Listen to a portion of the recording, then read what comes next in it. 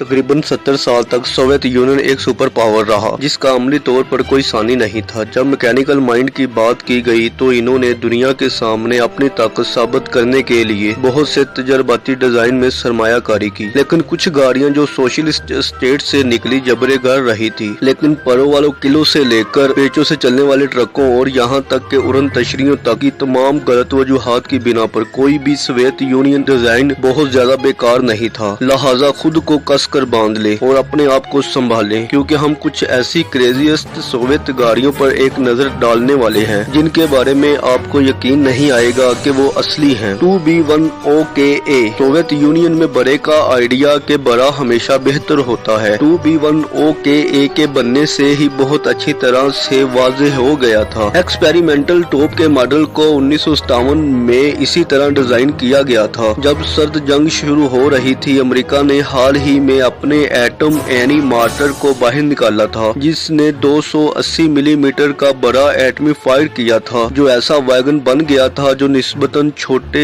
जोहरी बम गिरा सकता था। इसके मुकाबले में सोवियत आर्मी ने खुद से चलने वाले 2 न्यूक्लियर टॉप के सिस्टम तैयार किए, और जैसा कि आपने अंदाजा लगा ही लिया कि इनमें से एक बिल्कुल क्रेजी 2B1OKA था। इस टॉप का बैरल एक खौफनाक 65 फीट लंबा था। इसके बरक्स एक पूरा शर्मन टैंक इस हैरत अंगेज साइज पर सिर्फ 20 फीट लंबा था। इस चौंका देने वाले साइज में बैरल 420 mm राउंड फायर कर सकता था, जिसका वजन 1650 पाउंड था, और ये 28 मील दूर एटमी धमाका कर सकता था। बदकिस्मती से OKA के लिए इसकी बड़ी बंदूक भी बड़ी प्रॉब्लम थी। एक बड़ी पियानो से भी ज्यादा वजन वाले राउंड की वजह से कैनन की मेहनत का लोडिंग के अमल की वजह से OKA 5 मिनट में एक ही दफा फायर कर सकता था। इसके अलावा बड़ी बंदूक के कैनन को संभालना पूरे टैंक के लिए बहुत मुश्किल काम था। हर शॉट पर स्टील की बॉडी को बहुत ज्यादा नुकसान पहुंचता और यहाँ तक के गियर बॉक्स को इसके निस्ब होने की जगह से चीर देता। शुक्र है ये पागल डिजाइन 1960 की दहाई में तरक कर दिया गया, जब बड़ी बंदूकों ने बड़े मिसाइलों के लिए रास्ता बनाया था। लेकिन अगरचे इसे कभी भी लड़ाई में इस्तेमाल नहीं किया गया, मगर मैं शर्त लगाता हूँ सिर्फ इसका बाहर निकालना ही सोवियत दुश्मनों को एक हकीकी खौफ देने के लिए काफी था। 1K-17 अगर साइंस फाई फिल्मों की तरह सोचें तो फ्यूचर के मैदान जंग में हर सिमत में लेजर उड़ रहे होंगे, और जब जदीद फौजें लेजर टेक्नोलॉजी तैयार कर रही हैं तो एक सोवियत गाड़ी है जो पहले ही फ्यूचर की लेजर फाइट के लिए बनाई गई है। ये 1K-17 है, जिसे सोवियत लेजर टैंक भी कहा जाता है। इसे 1970 के दौर में तैयार किया गया था, हालांकि इसे दुश्मन के अंदर सुराख करने के लिए नहीं बनाया गया। टैंक चेसिस के ऊपर 13 लेजर मसनूई तौर पर लगाए गए यकूत के जरिए एक ताकतवर रोशनी का जरिया फोकस किया, जिसमें एक यकूत का वजन 66 पाउंड था, जिसमें हर एक यकूत का वजन यानी 66 पाउंड यानी 30 kg था। जब लेजर को एक साथ चलाया जाता तो शातिया दुश्मन की गाड़ियों और मिसाइलों पर मौजूद ऑप्टिकल सेंसर को तबाह कर सकता था, और यहाँ तक कि फौरी तौर पर दुश्मन आर्मी के अंधापन का सबब बन सकता था। लेकिन ये कभी दुश्मन के मुकाबले जंग में बहुत अच्छी वजूहात की बिना पर गया ही नहीं। अव्वल तो यकूत जो एक बड़े माइक्रोवेव ओवन से ज्यादा भारी होता है, पैदा करना सस्ता नहीं था, और दूसरी बात ये कि अगर ये कभी भी पैदल लड़ाई के किरदार में इस्तेमाल किया जाता तो ये लेजर हथियारों से मुतल्लिक जिनेवा कन्वेंशन के प्रोटोकॉल की खिलाफ वर्जी करता। अगर इसे जंग जैसे मुखालिफ किरदार में इस्तेमाल किया जाता तो ये इतना बुरा था कि इसका इस्तेमाल करते हुए इनको बहुत ज्यादा और ताकतवर दुश्मनों का सामना करना पड़ सकता था। 1951 में जब सोवियत यूनियन गिरी तो इस बड़े पैमाने पर लेजर टैंक की तैयारी के मंसूबे भी इसके साथ गिर गए। ठीक है, मैं फौरी एक पोल करना चाहता हूँ। अगर आपके पास OKA की 65 फीट लंबी गन या जिनेवा कन्वेंशन ब्रेक तोड़ने वाली शॉर्ट गन के लेजर में से कोई इंतखाब होता तो आप जबरदस्त OKA के लिए इस लाइक बटन को दबाएं, और ब्लाइंडिंग शॉट फायर करने के लिए सविनो प्रोजेक्ट 1930 की दहाई में सोवियत रूस पहली जंगे अजीम के खात्मे के बाद एहसास हो गया था कि आसमान फ्यूचर के मैदान जंग होंगे, इसलिए इसने तजर्बाती तैयार करना शुरू कर दिए। जब दूसरी जंगे अजीम शुरू हो गई तो अब रूस हवा में जाने के लिए तैयार था, लेकिन इसने जो गाड़ियां बनाई थी इनमें से बनाए गए एयरक्राफ्ट एक मिलिट्री मशीन की बजाय उड़ने वाली सर्कस की तरह लग रही थी। सविनो प्रोजेक्ट, जिसे चीन लिंक प्रोजेक्ट भी कहा जाता है, जिसमें बमबार शामिल था, जिसमें खास तौर पर तरमीम तरमीम की गई थी कि बम नहीं बल्कि छोटे लड़ाका हथियारों को ले जाने के लिए ये अगली लाइनों पर फ्यूल बचाने का एक आउट ऑफ बॉक्स प्लान था, क्योंकि बमबार छोटे लड़ाका हथियारों के मुकाबले में बहुत ज्यादा फ्यूल की बचत करते थे। जबकि टेक ऑफ के बाद जंगजू जहाज के साथ परवाज के दौरान कुछ खास तकनीक का इस्तेमाल करते हुए जहाज के साथ जुड़ जाते थे, और एक बार जब वो सब जुड़ जाते थे तो बमबार इन पांचों हथियारों को लड़ने की जगह से ले जाता था और रास्ते में इन्हें रिफ्यूल भी कर देता था और इन पांचों को लड़ने के लिए वापस ले जाता। हर एक लड़ाका तकरीबन 1000 पाउंड बम्बों से भरा हुआ था। लिहाजा अगर आपने आसमान पर इन चीजों में से कोई एक चीज देखी है तो आपको मालूम होगा कि आप पूरी तरह से मुसीबत में हैं। हालांकि ये तख्लीकी दस्तकारी दूसरी जंग अजीम के आगाज में कामयाबी के साथ इस्तेमाल की गई, लेकिन सवीनो प्रोजेक्ट को मजीद तरक्की नहीं दी गई। जंग के वक्त की टेक्नोलॉजी ने तेजी से जंगी जहाजों की जगह ले ली और जंगी टेक्नोलॉजी की तेजी से तरक्की की गई। डिजाइन फौज के साथ उड़ान नहीं बढ़ सका, लेकिन मैं सोच रहा हूँ क्या इस प्रोजेक्ट को सोवियत सर्कस के मंजर में भी जगह मिली क्या? डी इंटोनो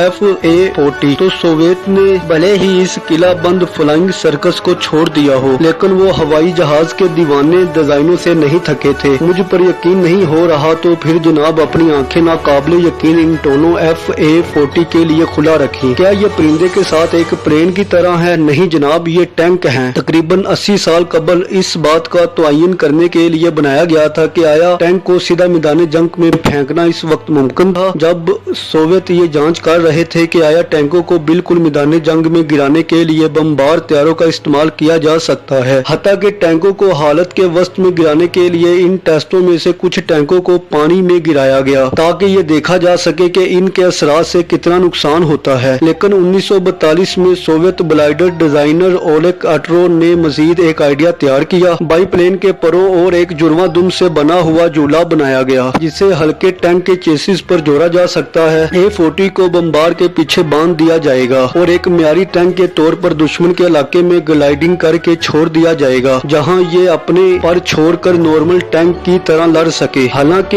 A-40 की पहली परवाज के दौरान टैंक के बहुत ज्यादा झूलने की वजह से बमबार को इसे जल्दी छोड़ने पर मजबूर किया गया। ये एक हवाई जहाज कम लंगर ज्यादा था। हालांकि टैंक और इसका ड्राइवर खुश नसीबी से जिंदा रहने में कामयाब हो गए थे, लेकिन प्रोजेक्ट नहीं। लेकिन ये गिरा तो कन्वेंशन वेपन सिस्टम के फेवर में, मगर मुझे यकीन है इससे गरीब टैंक ड्राइवर की को निजात मिली होगी। मिल-10 के अब जब सोवियत आर्मी कुछ संजीदगी से भारी लिफ्टिंग करना चाहती थी तो उन्होंने मिल-10 हेलीकॉप्टर तैयार किया। इसे हेलीकॉप्टर और मकड़ी के बच्चे की तरह कहा जाता था और मिल-10 हेलीकॉप्टर में एक हेलीकॉप्टर और मकड़ी के बच्चे की तरह नजर आने के बावजूद इस हेलीकॉप्टर की लंबी टांगे बिल्डिंग पर चढ़ने या बादलों में जाले बुनने के लिए बड़े पैमाने पर डिजाइन नहीं की गई थी, बल्कि 1950 में एंड में बड़े बिल्की लोड को ले जाने के लिए डिजाइन किया गया था। यूनियन के सबसे बड़े हेलीकॉप्टर इस वक्त Mi-6 की गिरफ्त में कुछ चीजें नहीं आ सकती थी, जबकि Mi-6 13 टन से थोड़ा ज्यादा वजन उठा सकता था। Mi-10 के हल्के डिजाइन और बैरोनी प्लेटफॉर्म की वजह से ये 15 टन तक अजीबो गरीब शक्ल का सामान लोड कर सकता था। इसकी लंबी लंबी टांगों को जोड़ने से इसकी टांगों की तकरीबन ऊंचाई 30 फीट ऊंची हो जाती थी। ट्रकों और बसों से लेकर मुकम्मल तौर पर तमीरशुदा इमारतों तक हर चीज को साथ लेकर इसका उड़ना ये एक ऐसी अजीबो गरीब चौंका देने वाली साइड थी कि Mi-10 को दुनिया भर में होने वाले मुजाहरों और एयर शोज में अपनी मुनफरद खसूसियात दिखाने के लिए पेश किया गया था। हालांकि इस अजीबो गरीब फ्लाइंग क्रेन के डिजाइन की बड़े पैमाने पर प्रोडक्शन नहीं हुई थी, लेकिन 1960 के दौरान 55 Mi-10 बनाए गए और कुछ अभी भी 2013 तक इस्तेमाल हुए थे। मेरा अंदाजा है कि टांगों का एक अच्छा सेट कभी भी आउट ऑफ स्टाइल नहीं होता। K-84 यकाटनबर्ग 1950 से लेकर 1957 तक मजमूई तौर पर सोवियत यूनियन और बाद में रूस ने जोहरी ताकत से चलने वाले 245 आबदोजें बनाई, जो कि दीगर तमाम ममालिक के मुकाबले में बहुत ज्यादा थी। लेकिन सोवियत आबदोज जोहरी तारीख में सबसे बड़े एटमी हथियारों की वजह से सबसे ज्यादा तबाही की वजह बन सकती थी। 2011 में ताकत से चलने वाली बैलिस्टिक मिसाइल आबदोज K-84, जिसे यकाटिनबर्ग भी कहा जाता है, इसे सर्विस करते हुए ही रोक दिया गया था। 1982 में तमीर की गई तकरीबन 555 फीट लंबी आबदोज जो 2 न्यूक्लियर रिएक्टरों से चलती थी और ये 16 एटमी मिसाइल ले जा सकती थी। लेकिन कुछ मामूल की वेल्डिंग के काम के दौरान लकड़ी के सहारों के साथ एक मोहलक आग भड़क उठी और तेजी से आबदोज में फैल गई। आग पर काबू पाने के लिए फायर फाइटर ने पूरा दिन मेहनत की। इस वक्त सिर्फ 4 जोहरी मिसाइल ले जा रही थी, लेकिन अगर यह फट जाता तो ये एक जोहरी हादसे का सबब बनता जो बदनाम जमाना चिरनोबिल पिघलाव के मुकाबले में तबाह कुन साबित हो सकता था। धमाके में एक एक करके बिल्डिंग ही उड़ गई थी। ये बहुत खतरनाक हो सकता था। जैसा कि K-84 को आहिस्ता आहिस्ता मरम्मत किया गया, जिससे आबदोज का झेली सोनार सरनी का सरासर साइज बेनकाब हो गया। ये एक न्यूक्लियर मौत का जाल हो सकता था। लेकिन क्या किसी और को भी लगता है कि ये डिज्नी फिल्म एटलांटर की गोल्ड शिप की तरह नजर आता है, साइंस फाई एडवेंचर की तरह लग रहा है, लेकिन ये बड़ा बल्ब दरअसल सोनार अरियो का एक कॉस्टिक चैम्बर है। ये सोनार आलात से आवाजों की लहरों का तजजिया करने और इसे बदसरी एदादो शुमार में तर्जमा करने के लिए इस्तेमाल किया जाता है, ताकि झेली पानी के अंदर इतनी ठंडी जगह ले सके। ऐसा लगता है कि ये चैम्बर एक इंतहाई आतशगीर माया से भरा हुआ था, जो तकरीबन इस वाक़ये के दौरान भड़क उठे थे। मुझे नहीं पता ये क्या पागलपन है यार। ये आबदोज है या ताकतवर बम से बने हुए बम हैं। ये कि सोवियत यूनियन के पास 245 थी। M15 बेलिफिगोर। सोवियत यूनियन के M15 बेलिफिगोर को अक्सर दुनिया का बदसूरत त्यारा कहा जाता था। M15 बेलिफिगोर यकीनी तौर पर खूबसूरत त्यारा नहीं था। पोलैंड के एक सोवियत सैटेलाइट रियासत से आते हुए हुकूमत ने ये क्रॉप डस्टर डिजाइन किया था। इस हुकूमत के डिजाइन करदा क्रॉप डस्टर का मकसद पुराने बाईप्लेन को तब्दील करना था, लेकिन M15 ऐसा नहीं था कि इसे देखकर कोई अक्लमंद इंसान इम्प्रूवमेंट कहे। बेलिफिगोर भी N2 की तरह एक बाईप्लेन था, लेकिन इसके डिजाइन ने टर्बोफैन पर मबनी जेट इंजन के लिए प्रोपेलर पर मबनी टर्बोप्रोप इंजन का इस्तेमाल किया। ये ताकतवर इंजन तेज रफ्तार थे, इसलिए इसका हवाई जहाज में इस्तेमाल करना या जर्री हवाई जहाज में इस्तेमाल करना एक अजीब बात थी। इसके बावजूद ये 3 टन तक कीड़े मार अद्वियात ले जाने के काबिल था, इसलिए सोवियत ब्लॉक को इस डिजाइन से बड़ी उम्मीदें थी। लेकिन सच में इसका डिजाइन एक तबाही था। शुरू में इसकी ज्यादा से ज्यादा रेंज सिर्फ 215 नॉटिकल मील की थी, जो कि N2 के मुकाबले में आधी थी। जेट इंजन को ठीक करना भी टर्बोप्रॉप से ज्यादा मुश्किल था और इसे बनाने और चलाने में बहुत ज्यादा लागत आती थी, और फनकी फ्यूजरेज डिजाइन ने बेलिफिगोर की अफादियत को महदूद कर दिया था। दूसरे लफ्जों में धूल झोंकने के लिए, जबकि ये त्यारा एक अजीबो गरीब मंसूबा था, जबकि ये एक बहुत ही महंगा मंसूबा था। इसकी पैदावार 1981 में बंद कर दी गई, जबकि यूनियन का हजारों बनाने का इरादा था। दी लून क्लास इक्रानोप्लेन। लून क्लास इक्रानोप्लेन सद जंग के जमाने या किसी भी दौर की सबसे ज्यादा गैर मामूली गाड़ियों में से एक है। इस मामले में लून क्लास इक्रानोप्लेन 144 फीट चौड़े, 242 फीट लंबे, बज़ाहिर 20 परों के साथ ये अमेरिकी फुटबॉल के मैदान में इन तमाम पंखों और जेट इंजनों के साथ फिट हो सकते हैं। आप इन परों और जेट इंजन से ही सोच सकते हो कि ये किस तरह का सोवियत त्यारा है। लेकिन ये हैरत अंगेज मशीन दरअसल एक बहरी जहाज का हाइब्रिड है, जो आसमानों पर जाने या समुद्रों को चुगने की बजाय इक्रानोप्लेन जमीनी असर में विंग नामी चीज का फायदा उठाता है। जब ये जमीन के करीब परवाज करता है तो इसके खास साइज वाले परों के दरमियान हवा का दबाव बनता है और इसके नीचे की सतह हवाई जहाज के नीचे हवा का एक कुशन बनाती है, जिससे पूरी गाड़ी की सतह पर एक टुकड़ा उड़ान भरता है। सामने वाले इंजन की तरफ माउंट करके ये 340 मील फी घंटा की खौफनाक रफ्तार से सफर कर सकता है। न सिर्फ ये बल्कि इसके सरासर साइज का मतलब ये है कि ये 100 टन से ज्यादा ऊपर वजन ले जा सकता है। लिहाजा इसके ऊपर एक जहाज की तमाम रफ्तार के साथ एक बहरी जहाज की सलाहियत भी थी। क्या आप इन 6 जुर्मा सिलेंडरों को देख सकते हैं जो इसके ऊपर लगे हुए हैं? वो तमाम डेकोरेशन के लिए नहीं है, वो मिसाइल लॉन्चर है जो यूनियन के पानियों में घुसने वाला कोई भी अमेरिकी त्यारा बरदार जहाज पर लॉन्च करने के लिए तैयार है।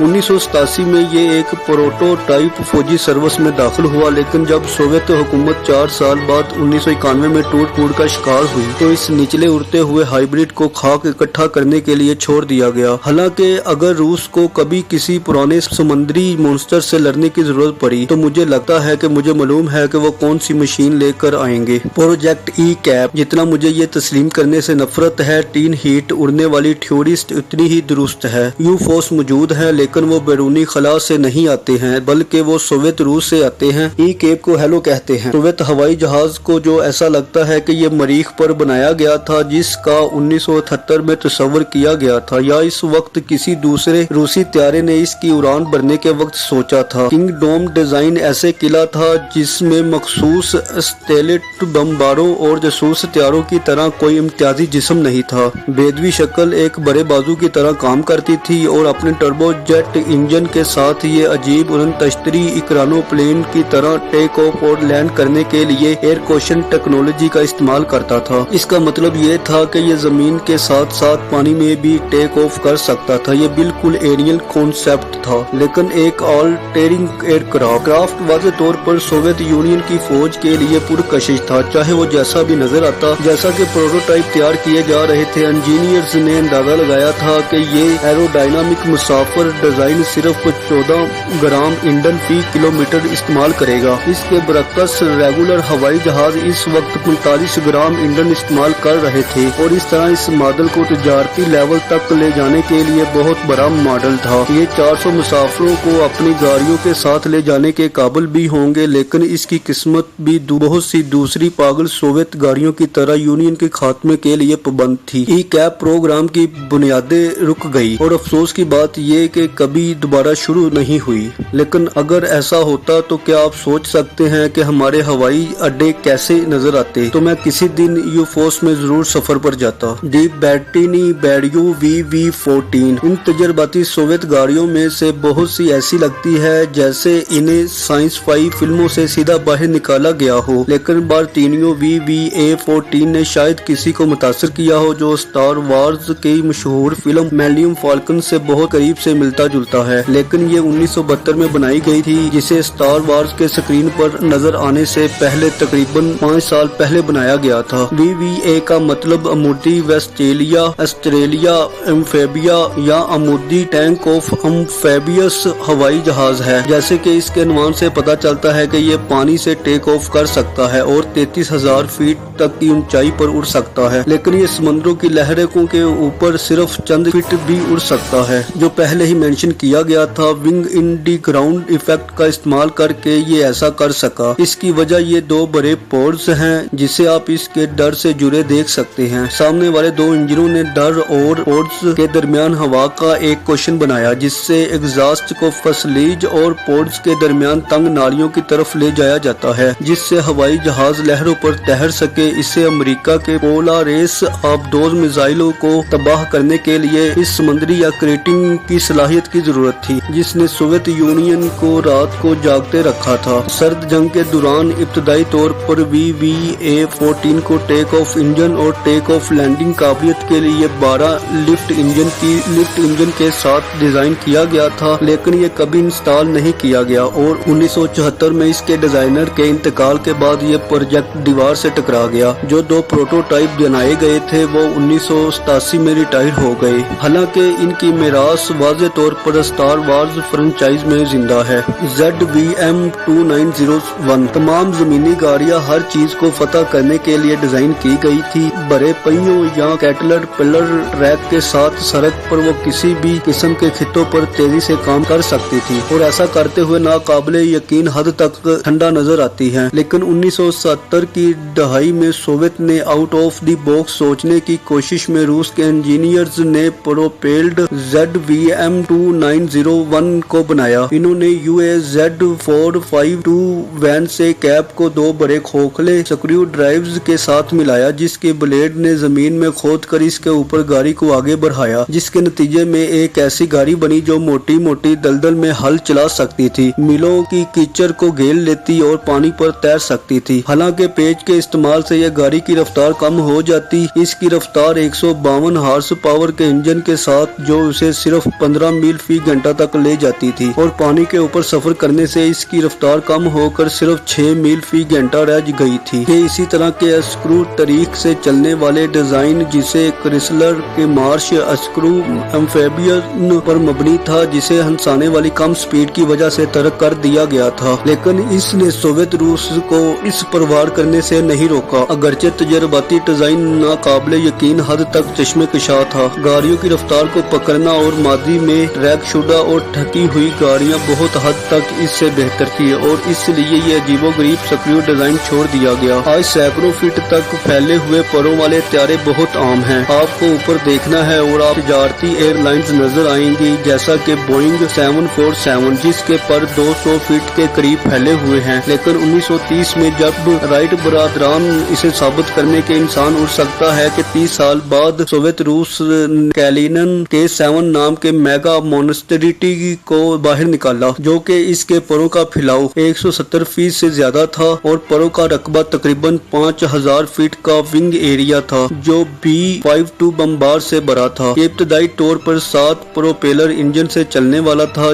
जिनके 6 परों के साथ थे और एक इसके अकब में लगाया गया था। लेकिन जैसा कि यह बनाया जा रहा था, इस त्यारे का वजन अपने टेक ऑफ वजन से तजावज कर गया और विंग के साथ 2 मजीद इंजनों को शामिल करना पड़ा। ये एक बार उड़ने वाला तकरीबन 27 टन वाहद दुनिया का सबसे बड़ा त्यारा था, लेकिन इसकी तरतीब के लिहाज से इसे मुख्तलिफ मिशन के लिए इस्तेमाल किया जा सकता था। या एक बमबार तो यहाँ इसके पास 120 अफराद को ले जाने के लिए, या 21 टन बम को ले जाने के लिए, या गनशिप की नकलो हमल की सलाहियत थी। अगरचे इसे कभी भी इस्तेमाल नहीं किया गया। बदकिस्मती से तकरीबन K7 के परवाज के असूल इसकी निस्बत बहुत ज्यादा तरक्की याफ्ता थे। इस वक्त की टेक्नोलॉजी और वाहद प्रोपोटाइप तबाह कुन तौर पर टेस्ट के दौरान गिर कर तबाह हो गया और उड़ान में नाकामी को टेस्ट के पॉइंट मिलते हैं, जबकि सोवियत यूनियन के ख्याल में ये उड़ता हुआ किले की उड़ान में नाकामी थी।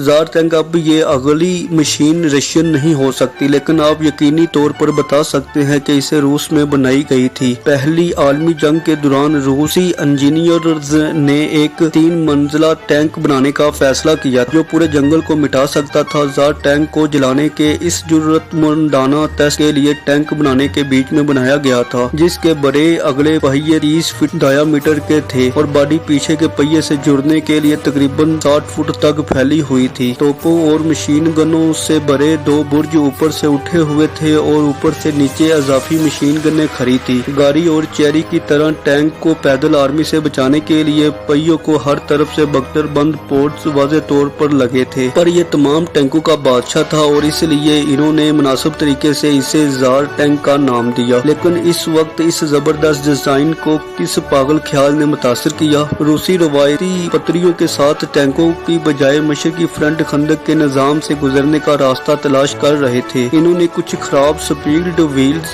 की बदौलत बड़े पैमाने पर तजर्बा करने का फैसला किया। इस 60 टन स्टील बेहमोत का मैदान जंग में जाना तय नहीं था, कुछ खराब इंजीनियरिंग की वजह से या इसके पिछले छोटे पहिए की वजह से। टैंक के बहुत ज्यादा वजन वाली बॉडी जमीन और घरों में नरमी में फंस जाने का खदशा था। फिर इसकी टेस्टिंग मरहले के दौरान ये शर्मनाक तौर पर साज टैंक एक खेत में फंस कर जंग आलूद रहा और इसे खोदा नहीं जा सका। साज टैंक पूरी जंग के दौरान वहाँ वाक़े पर बड़ा फजला जंग आलूद होता रहा, यहाँ तक कि ये आखिरकार 1923 में खत्म कर दिया गया। इसे कहते हैं बड़ी बर्बादी। दी एवोल्यूशन ऑफ MAZ ट्रक्स। माज के ट्रकों का इंतका 1954 में मनसिक आल्टो सावार्ड, जिसे MAZ का मुखाफफ कहा जाता है, सोवियत में कायम किया गया था। इस फैक्ट्री ने सोवियत मार्केट के कुछ इंतहाई काबिल भरोसा और मतनू ट्रैक्टर तैयार किए, जो अक्सर गाड़ियों को तब्दील कर देते थे। माज 529 जैसा